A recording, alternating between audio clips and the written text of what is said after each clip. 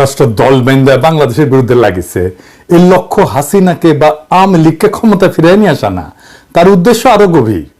অনেকের মনে শঙ্কা কি হইতে যাইতেছে, পাঙ্গু সুশীলেরা কেউ কেউ কইতেছে আমরা নাকি যুদ্ধ বাধাই দিতেছি। যাই হোক, ওদের সাথে আলাপে আর না যাই, ভাবতে এমন আমি যাইয়া কই আসছি ইন্ডিয়ান পলিটিশিয়ানদের আর মিডিয়াগুলোকে সারাক্ষণ বাংলাদেশের পন্দে আঙ্গুল দিতে।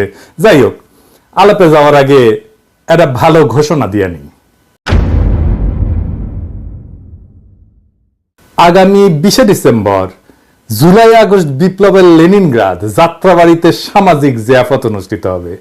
যাত্রাবাড়ির কথা মনে আছে? যাত্রাবাড়ি আমাদের প্রতিরোধ জ্বালায় রাখছিল, তারা কখনো পরাজিত হয় নাই। এবং ওই বীরদের আমরা ওই সামাজিক জিয়াফতের মাধ্যমে আমরা রিকগনাইজ করতে চাই, ওনাদের সাথে সেলিব্রেট করতে চাই রাজপথের যোদ্ধাদের নিয়ে। হ্যাঁ, 10টা গরু ফেলাবো, হিন্দু ভাইদের জন্য খাসির ব্যবস্থা থাকবে, বিপ্লবের র‍্যাপ সঙ্গীত হবে, কাওয়ালি হবে, আহত আর শহীদ পরিবার সবাই থাকবেন এখানে। যাত্রাবাড়ি অঞ্চলের সমস্ত মাদ্রাসার ছাত্র শিক্ষকেরা থাকবেন। আপনাদের ভূমিকাই ছিল মূল ওইখানে, আমরা এটা জানি। থাকবেন, দাওয়াত রাখলাম। চেষ্টা করব আহত আর শহীদ পরিবারগুলোকে আর্থিক সাহায্য করতে, যদি পর্যাপ্ত ফান্ড সংগ্রহ করতে পারি। 10টা গরু কলে প্রথম দিনই ম্যানেজ হয়ে গেছে আলহামদুলিল্লাহ, বাকিগুলো ম্যানেজ হয়ে যাবে ইনশাল্লাহ। তো এই সামাজিক জিয়াফতের কর্মসূচি চলমান থাকবে। এক এক অঞ্চলে, যে সমস্ত অঞ্চলে প্রতিরোধ হয়েছে আমরা যাব এই সামাজিক জিয়াফতের কর্মসূচি নিয়ে। যেই সব জায়গায় প্রবল প্রতিরোধ যুদ্ধ হয়েছে সেই সব জায়গায় অগ্রাধিকার থাকবে। মুক্ত হস্তে সামাজিক জিয়াফত সফল করার জন্য দান করেন, চান্দা রেডি করেন। কেমনে দেবেন জানাই দিতেছি। যারা রান্না করতে পারবেন, গোস্ত কাটাকুটি করতে পারবেন, জব দিতে পারবেন, আগে থেকে যোগাযোগ করেন আমাদের টিমের সাথে। এখন কইবেন টিম কই? এই যে বাংলাদেশের জনগণ পেজ, এটা লাইক দিবেন। আর এই যে আবু মুস্তাফিজ শাপলু এডিটর সাহেব, শাপলুর প্রোফাইল থেকে দেখায় দেন পেজের পোস্ট গুলা, তাহলে ওই যে ফেক পেজে যায়, ফেক প্রোফাইলে যায় আবার ল্যান্ড করবে না। যাই ওগুলোর লাগে যোগাযোগ রাখবেন। এই সামাজিক জিয়াফতের মাঠের কমান্ডার হইতেছে আবু মুস্তাফিজ শাপলু। এইবার আসেন এই পশ্চিমবঙ্গের মিডিয়া নিয়ে। তার আগে আলাপ কইরা নিই যে এই যে পশ্চিমবঙ্গের মানুষ আসলে বাংলাদেশ সম্পর্কে কি ভাবে। আমরা এটা ভারতীয় পণ্য বয়কট আন্দোলনের সময় দেখেছিলাম, বাট একটু শুনেন এই সময়কার কথা শুনেন। সুরদা বল ভাই, বাংলাদেশ তোমার কেমন লাগে?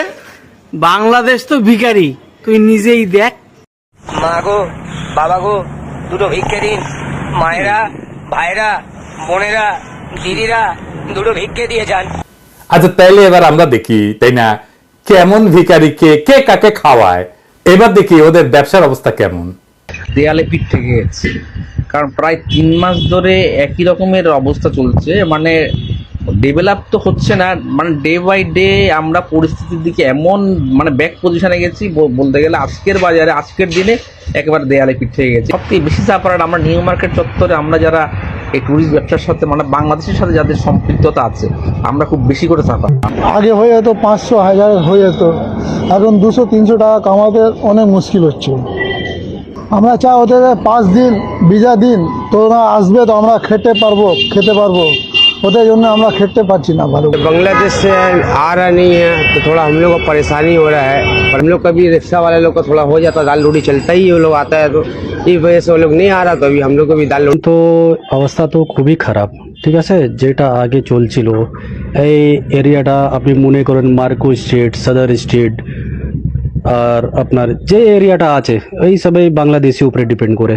কিন্তু এখন আপনি দেখতে পাচ্ছেন এদিকে মানে হোটেলে দেখুন, তারপরে কাপড়ে যেটা দোকান আছে, খাবারের দোকান যেটা আছে, সবাই মানে একটু অবস্থা খারাপ আছে। এটা আপনার টোটালি মানে বাংলাদেশি উপরে ডিপেন্ড করছে, তাহলে একটু অবস্থা খারাপ আছে, এই জন্য বাংলাদেশি না আছে। ব্যবসা ক্ষতি হচ্ছে 70-80%, 70-80% ক্ষতি হচ্ছে গত 4 মাস থেকে। তখন থেকে এখানে সমস্যা, এখানে একদম কাজ নেই।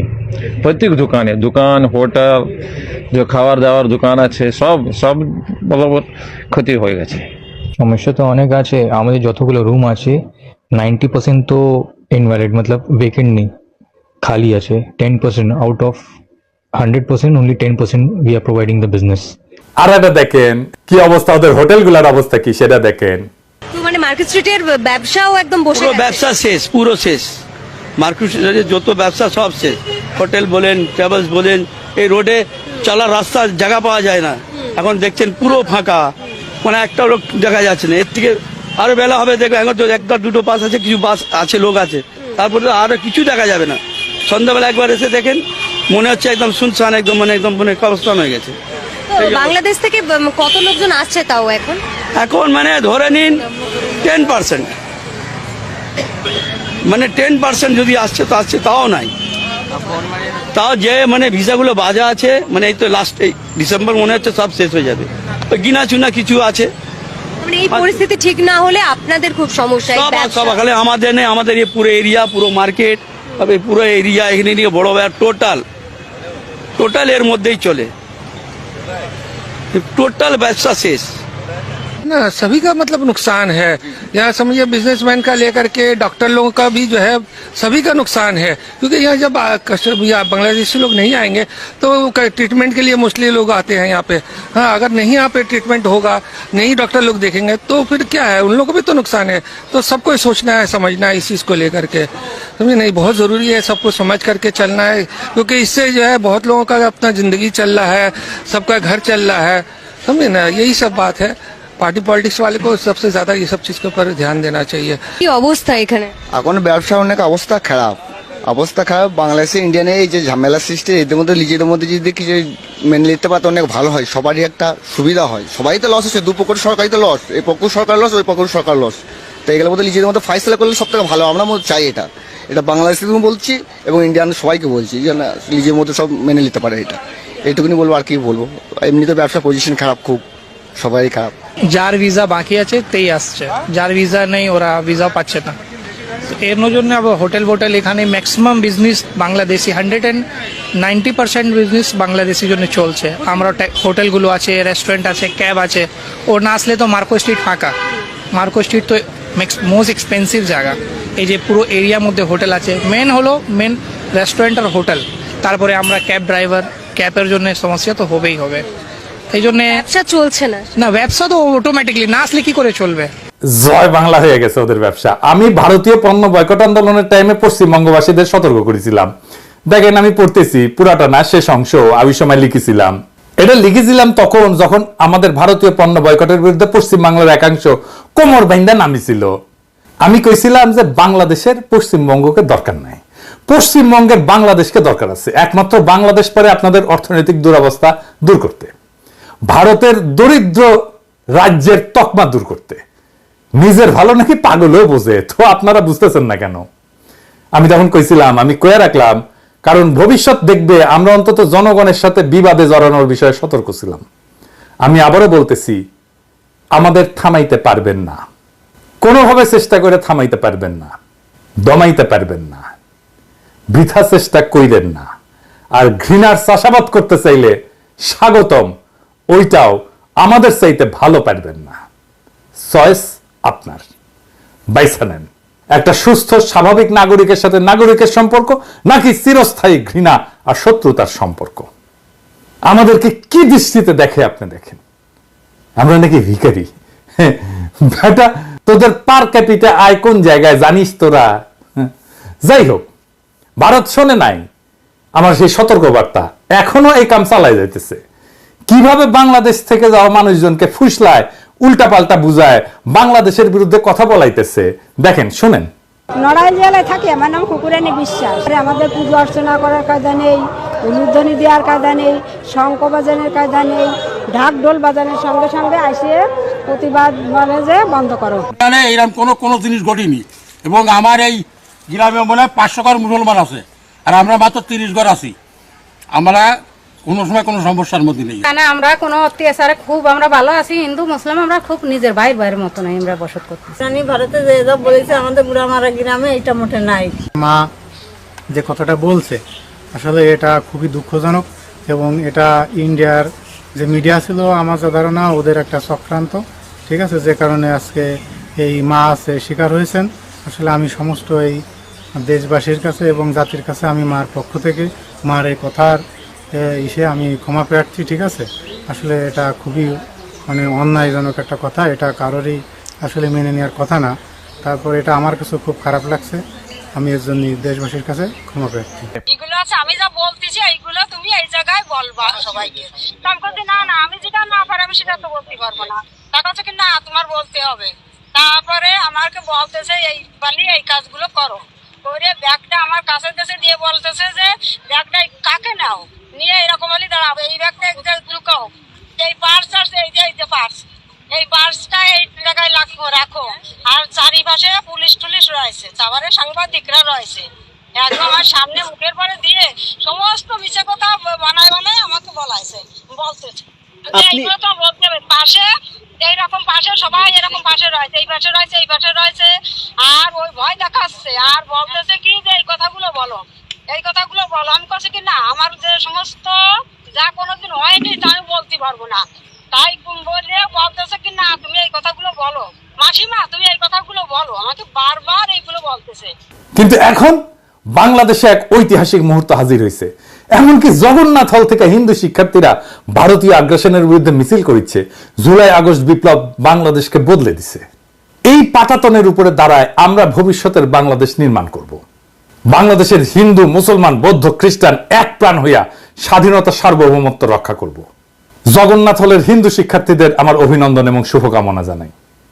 আবার দেখেন বিজন কান্তি সরকার, উনি হচ্ছেন হিন্দু বৌদ্ধ খ্রিস্টান কল্যাণ ফ্রন্টের চেয়ারম্যান। উনি কি বলতেছে দেখেন ইন্ডিয়ার শয়তানি নিয়ে। এটা আসলে ভারত কোনো সাহায্য করে না। আমরা মনে করি যে ভারত যদি এই মায়া কান্নাটা না করে তাহলে আমরা ভালো থাকবো। তাদের খুব ভালো লাগে না আওয়ামী লীগের পতনটা, বরং আওয়ামী লীগ হিন্দুদের মন্দির ভাঙে, মন্দিরে কোরআন শরীফ রাখে, গোলমাল লাগায়, এই আশায় যে মানুষ মনে করবে জামাত বিএনপিরা এটা করতেছে। আমরা এই আবেদন বিশ্ব সম্প্রদায়ের কাছে অবশ্যই আমাদের আছে, কিন্তু আমাদের নেইবার তো ভারত, এবং আমাদের ভারতের সাথে একটা সম্পর্ক আছে, কারণ আমাদের দেশের অনেক মুসলমান ভারত থেকে এসছে, অনেক হিন্দুদের আত্মীয় স্বজন ভারতে আছে। প্রতিনিয়তই ভারত বাংলাদেশের এই যে অবস্থাটা এটা আমরা ভুলতে পারি না। এবং হিন্দুরা মনে করে যে আমরা যদি অসুবিধায় পড়ি এই আওয়ামী লীগ এটা চালু করে যে ভারত আমাদের সাথে আছে, তোমরা যদি অসুবিধায় পড়ো ভারত তোমাদের সাহায্য করবে। তবে একটা বিষয় আমরা একটু স্বীকার করি, ভারতের মিডিয়াতে শুধুই বাংলাদেশ বিরোধিতা এটা সত্য না, সর্বাংশে সত্য না। আজকে আমরা ভারতের মিডিয়াতে একটা ভিন্ন বয়ান দেখব, শুনেন। গত 15 বছর ধরে শেখ হাসিনার সরকার এক স্বৈরতন্ত্রকে দেশের ওপরে চাপিয়ে দিয়েছিল। দেশের মানুষদের ভোটাধিকার ছিল না, দেশের প্রধান বিরোধী দলগুলোকে বাদ দিয়েই নির্বাচন হতো, আর সেই নির্বাচনে জিতে হাসিনা প্রধানমন্ত্রী হতেন।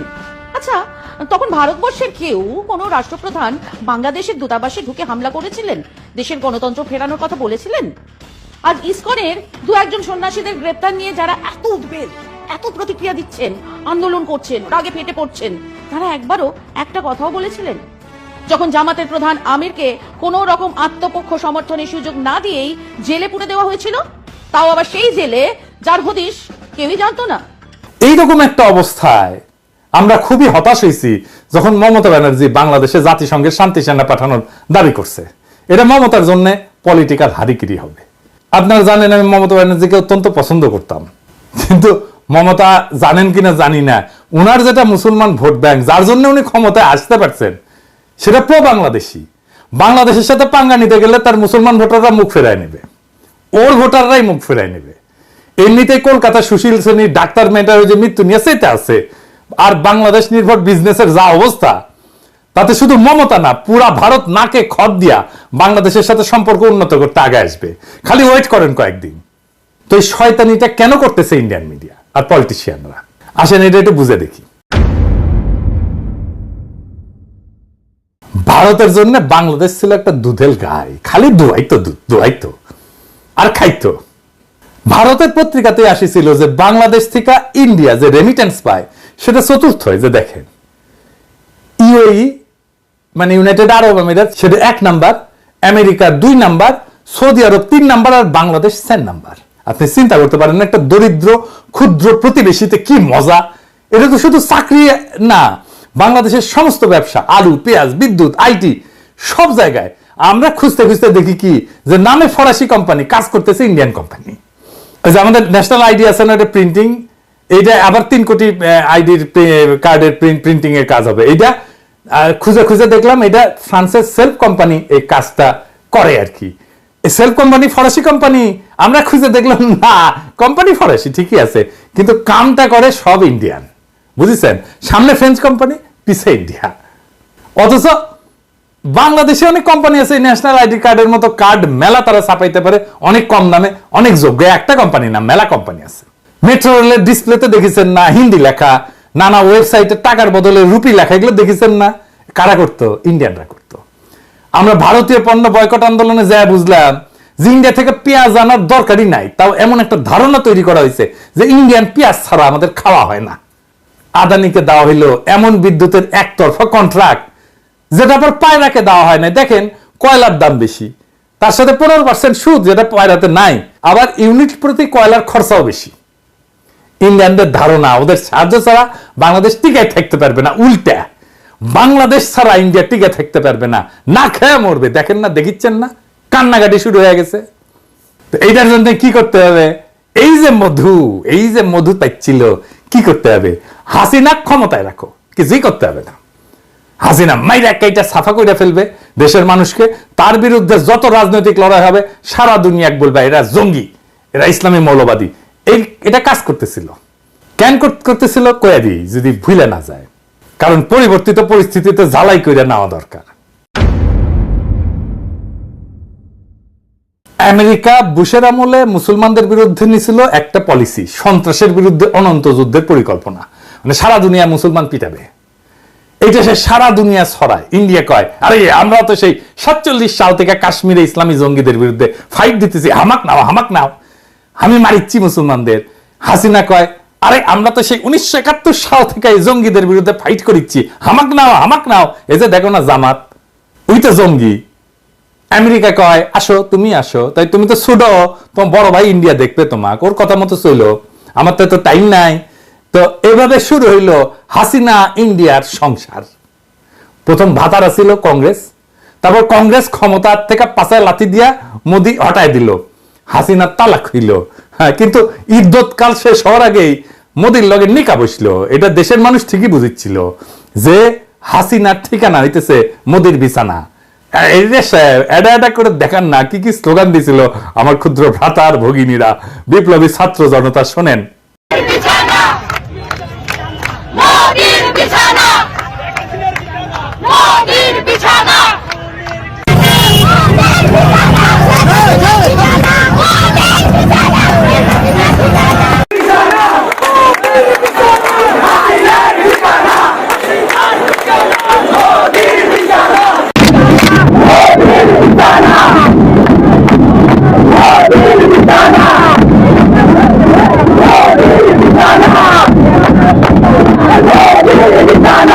এই যে বাংলাদেশকে লুইটে নেওয়ার সুযোগ, হাসিনার পতনে হাতছাড়া হয়ে যাওয়ার সম্ভাবনায় তারা উন্মাদ হয়ে গেছে। আমি কিন্তু কইতেছি সম্ভাবনা, এখনো হাতছাড়া হয়নি। তারা জানে হাসিনা বা হাসিনার দলকে ফিরাইতে পারবে না ক্ষমতায়। তাহলে তারা কি চায় এটা বুঝলে আপনি ভারতের পুরো স্ট্র্যাটেজি বুঝবেন। কি সেটা? আসেন সেটা দেখি। বাংলাদেশে ভারতের স্ট্র্যাটেজিক অ্যাসেট কি, মানে যেগুলো দিয়ে ভারত খেলে আর কি। বাংলাদেশে কি আওয়ামী লীগ তো বটেই, শুধু কি Awami League, Prothom Alo, Daily Star, CPB, Udichi, Chhayanaut, Mostofa Sarwar Farooki, Asif Nazrul, TIB. দেখেন এমন কি বিএনপির মধ্যেও তার স্ট্র্যাটেজিক অ্যাসেট আছে। বিএনপির মধ্যে ইন্ডিয়ার লোক আছে। বিএনপি 11 আগস্টে বলছে ক্ষমতায় গেলে ভারতের সাথে সম্পর্ক ভালো রাখতে। দেখেছেন 2 ডিসেম্বর তারিখে বলছে মেজর হাফিজ কয়েকদিন আগে ভারতের সাথে বিএনপি সুসম্পর্ক চায়। আবার দেখেন 27 সেপ্টেম্বর বলছে বিএনপি ভারতের সাথে সম্পর্কের বরফ গলতে শুরু করছে। তো বরফ গলা শুরু করেছিল কখন? এটা 23 সেপ্টেম্বর ভারতীয় হাই কমিশনের সাথে